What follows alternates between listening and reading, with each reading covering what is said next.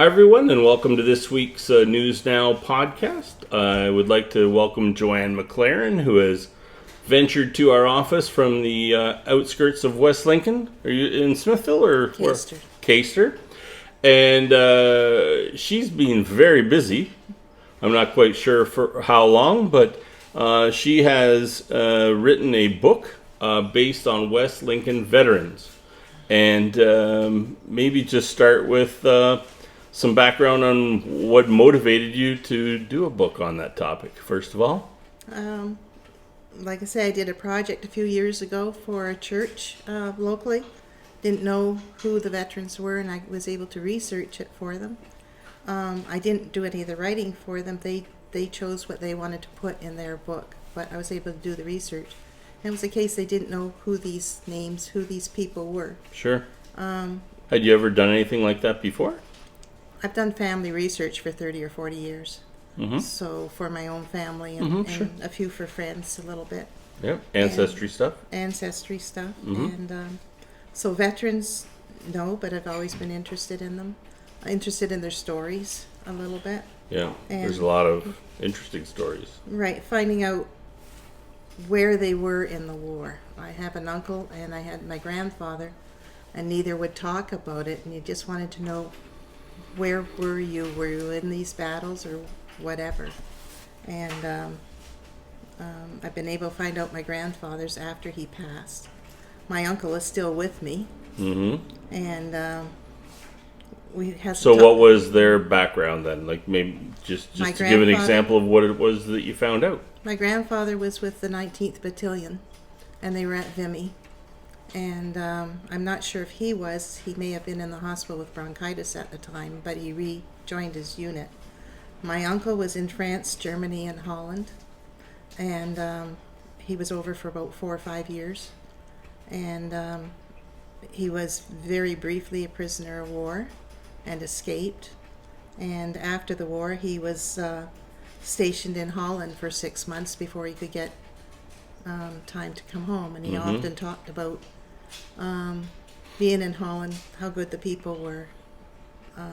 Lots of souvenirs he brought home from Holland, and I grew up with that. Yeah. Any idea how he escaped? Like he didn't want to talk about these things. These are things you found out through research. He didn't start talking until after my dad passed away, and by then most of the men in the family had passed away. Then he started getting a little more vocal, and as we understand it, he was wounded and taken to a German hospital. The gentleman next to him had his legs badly damaged, couldn't get around, a Dutch gentleman, but he understood German and was letting my uncle know that they were going to amputate his arm.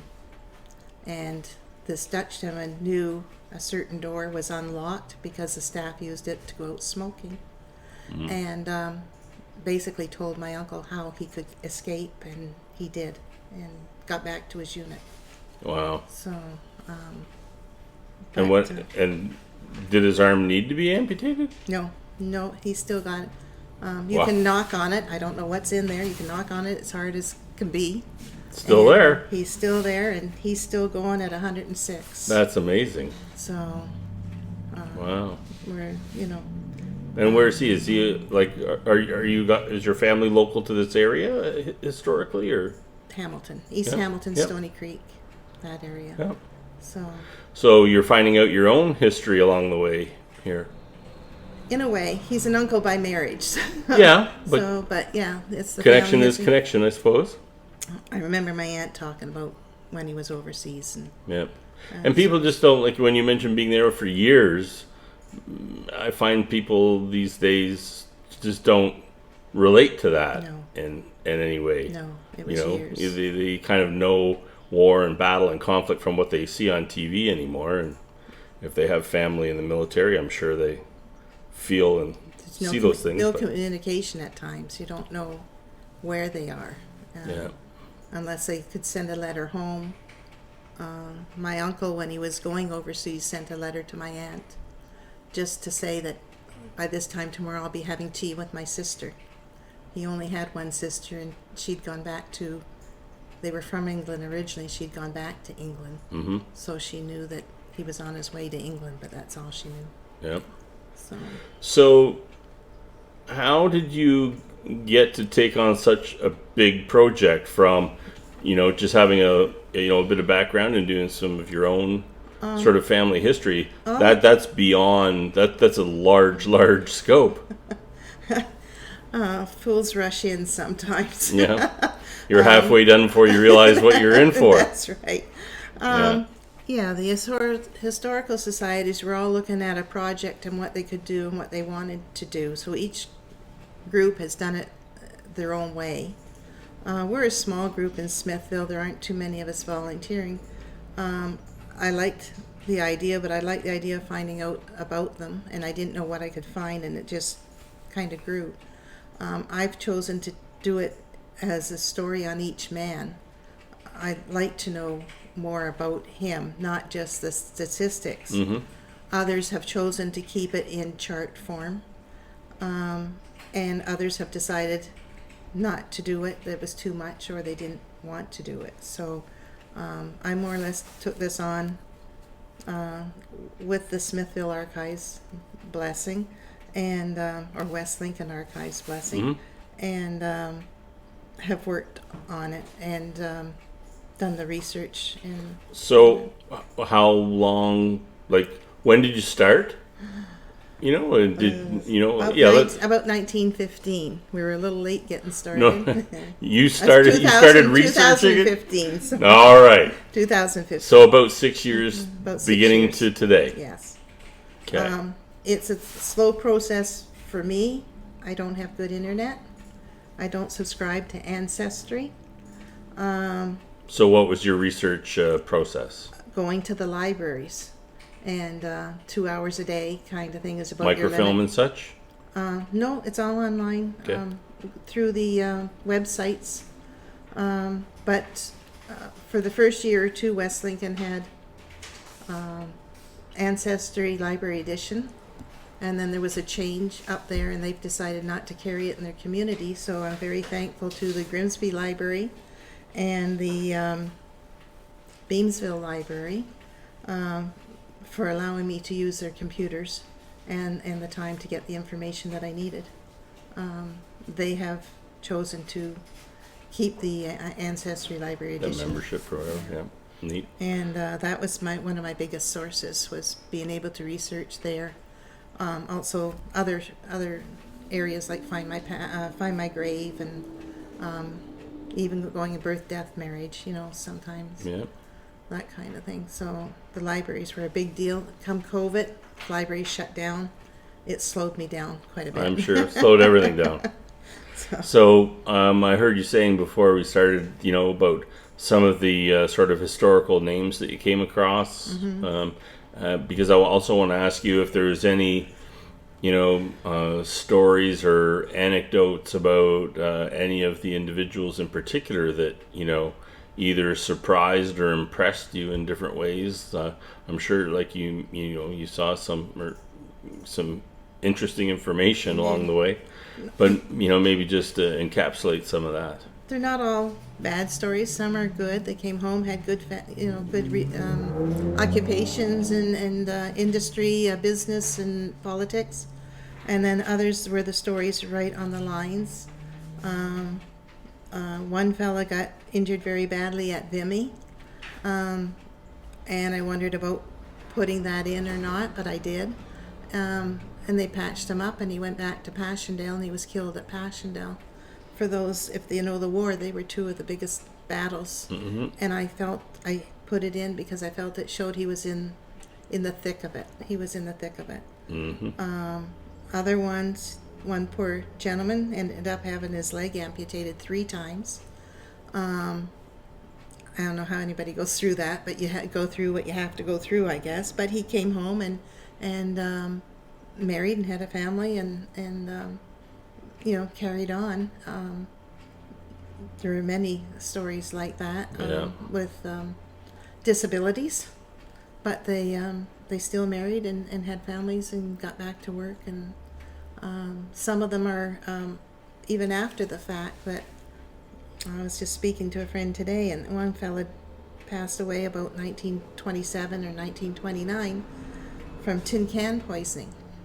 And it had nothing to do with the war, but he ate something that was, people don't realize that tin cans, if they got dented or whatever in the old days, could The cause... food could go bad inside. Yeah, the food could go bad. And, you know, there were things like that. One young fella came home, wasn't home that long, and there was some kind of explosion on the farm, and he died from that. And to think he got all the way through the war and come home for something fluky. Something as fluky as that. So yeah, I found also after a while it got to feel a lot of the same, and yet each guy has his own story. I'm sure. You know, there's a number of them that seem to have been enlisted right around 1918 and didn't get. Some of them didn't get to England. Others got to England. They were only there a few days and back on the boat, coming back home again. And they seem to have had a large number of people enlisting or called up at that time. I did try to mark on the right beside his service number and that whether he was enlisted or he's drafted. I thought that was important. My uncle... Did you find much of a percentage? Like how many total people are in the book? I have done 189 biographies. 28 did not come home, and the others did come home, and it's laid out in basically like 2 chapters with the ones who did not come home in the beginning and the ones that did, and in each section the fellows are listed alphabetically. So if you're looking for a particular name, it's just alphabetical. Yeah. One thing. And this is the First World War we're talking First about World now, War. right? It's not multiple. No, just the wars First or World anything. War. I understand. First World War. I did ask my uncle. He does have dementia, and this was a few years ago. And I sat down and asked him. I said, just from this. I said, was there a difference between the fellas that enlisted versus the ones that drafted? Good question. And he stopped for a second and he said, oh, yes. Because the ones that enlisted wanted to be there, and the guys that were drafted didn't want to be there. And you're counting on the guy next to you covering your back. So, you know, that was one thing that kind of stood out to me. Do you have an idea of, so was it 189? 189 biographies. So what was the split of enlisted versus drafted? I'd say kind of 50-50 maybe. Yeah. That's surprising. I don't know why it's even surprising, but you know, I think I more don't know enlisted too much about than it. got drafted, really. A few more enlisted. They wanted to go. A lot of them were the English homeboys, wanting to go back, and they thought this is their chance back to England.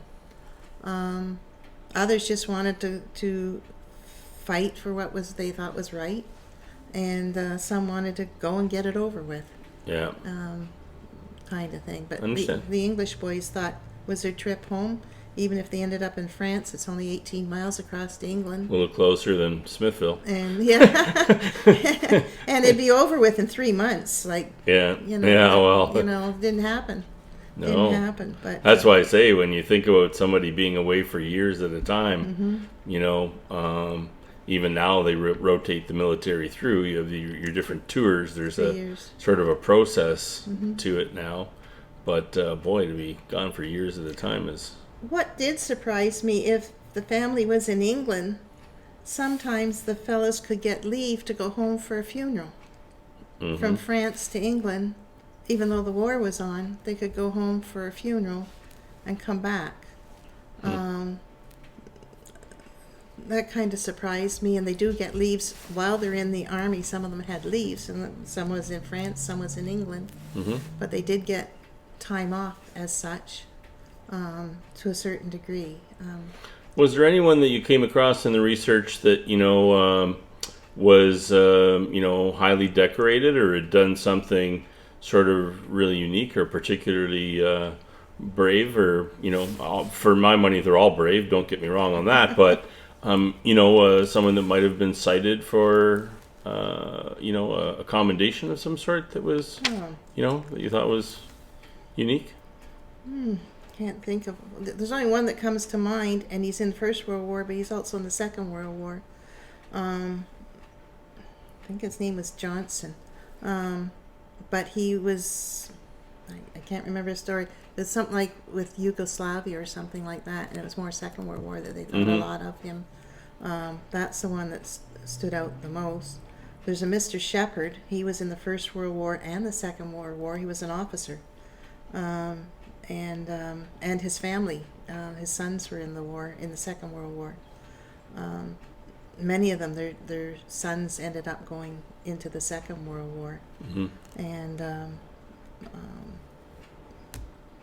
I didn't really find too much with medals and stuff like that. But just wondered if something popped in. Just I'm sure in some respects it'd be very difficult to find information if you stumble onto the the gassing was quite bad. The mustard gas, especially for the battle where it was the first time used. The guys had no protection at all. Yeah. And a good number died. Some lived, but it caused a lot of lung problems. I'm sure. Problems. Do you know what was the first battle where it was used? I don't want to say. I don't mean to be testing you with World War I trivia along the way. I was just wondering. I'm not positive. I think it's around Vimy, but I'm not positive. Yeah. It was early. It was early and shocked everybody with the nastiness of it.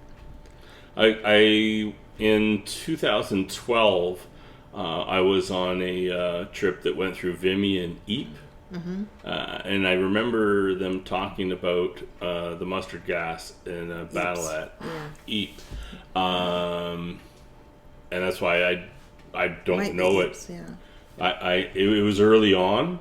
I don't know if it would have been the first one, but to me, that was a big battle. A lot of the Newfoundland regiment was involved with that one. Yes. That was a big one. Yes. Ypres and Vimy and Passchendaele were the three big ones that stood out, where they and some of them were at Vimy and then at Passchendaele afterwards. Yeah. And Ypres comes up quite a bit. There's a few of them that didn't make it home and are buried in that area. Yeah. So. Yeah. It's been very interesting, very educational, much bigger project than I expected. I'm sure. When I got the call, I thought, holy mackerel, that is a lot of research. Any guess on the hours? How many hours would you put in?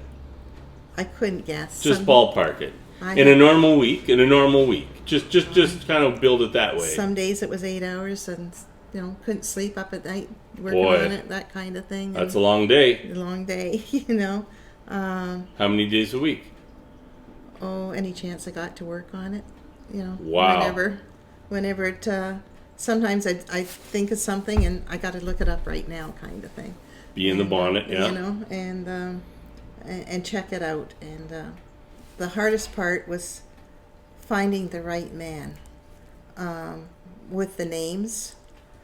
Some names you wouldn't think are common were, like William Saunders versus William S. Saunders, I had to find out it was one gentleman. Then I looked up his records and found out 66 gentlemen signed up with the same name. Then I had to find out whether he had a connection to West Lincoln. So an extra level of research, kind of layering things. Right. Some of them were up to Fred Clark. Couldn't get anywhere with him. You don't know if it's Fred, Frederick, Alfred, whether it's his first name. So if you weren't sure on information, you just left it out, or how did you? I've mentioned a few in there where I couldn't get anywhere with them. The Clarks, there was over 2,000 Clarks that enlisted. Wow. Trying to pin down which one when you don't have enough. Sometimes I could go to a birth record or find a birth record or a marriage record that would give me some information and narrow the gap down a little bit. But there's about 20 or 30 I still couldn't really find. People mentioned. Wow. People are actually giving me names of, to be in my book, he had to be born married, died, buried, or is next of kin had to be in West Lincoln. Something registered. Right. Some people were giving me names of their great-grandfathers who had no connection, like Yep, my understand. grandfather, you know. And so you had to draw the line somewhere. So I cut it down to his parents or his next of kin had to be in West Lincoln. And there's borderlines, like some are in Grassy, but when you know Grassy, one side of the street is Grimsby and the other side is West Lincoln. Yeah. Same out the back corner of our place with Cayuga is in Haldeman, but the families go back and forth between West Lincoln. Sure. So sometimes the names are familiar in our area. And again, the home children, they worked and they lived with a family in our area. Yeah. And some of them I couldn't find after the war, whether they went back to England or what, I don't know.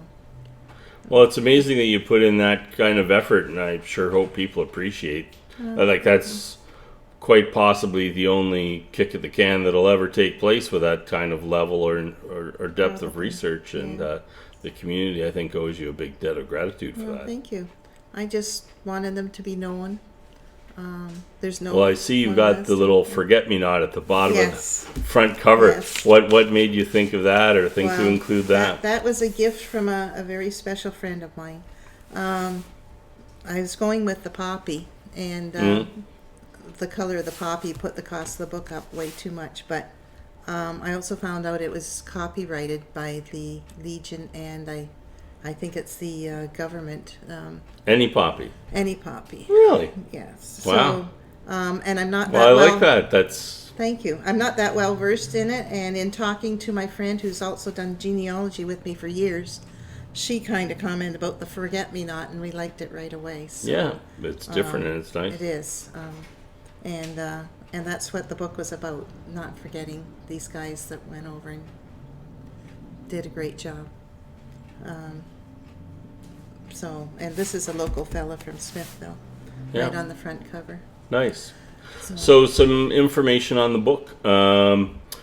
Is it available how? How can somebody acquire one? I have an email, WL Veterans, VETERANS, at gmail.com. Or they can give me a phone call at 905-957-7845.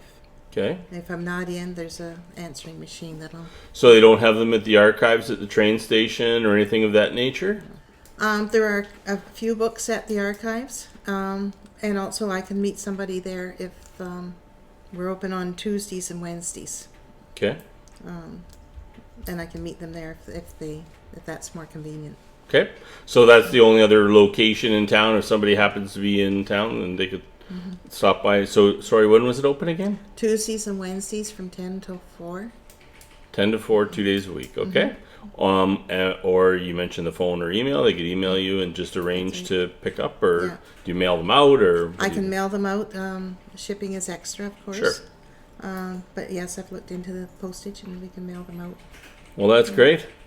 Is there anything else you want to mention just about the whole process, or is there anything we didn't cover, or?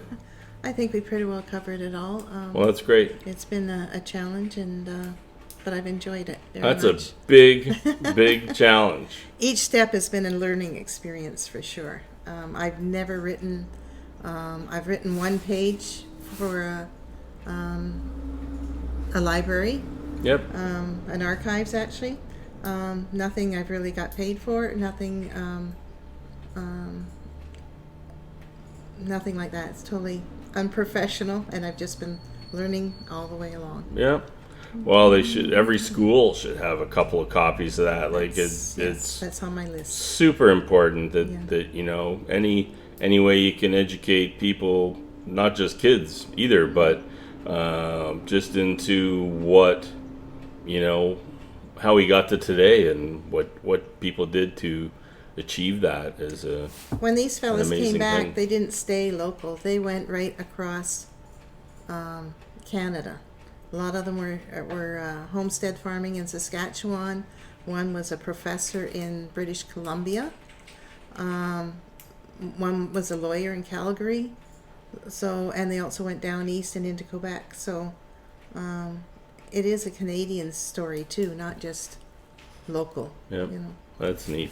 So, Well, great. Really appreciate you stopping in. thank you. And appreciate it. best of luck with the sales, and I hope you Thank sell you. 1 million of them. Wow. That'd be great. You'll have to do a reprint, and Yeah. no, but you know, even with Christmas coming up, anybody who's a local historian, you know, I'm sure there's some fascinating information in there. We've already had a few people talking about giving them out for Christmas. Absolutely. So, And sorry, the cost was, $28. is that plus tax or including Including that, you know, tax. matters? $28 all in. Yes. Well, there you have it, everybody. An excellent effort and research on local information, and you have all the information on how to get in touch and acquire one. Thanks very, very much for coming in today. Very much appreciate it. Thank you for the podcast. All right. Thanks, everybody.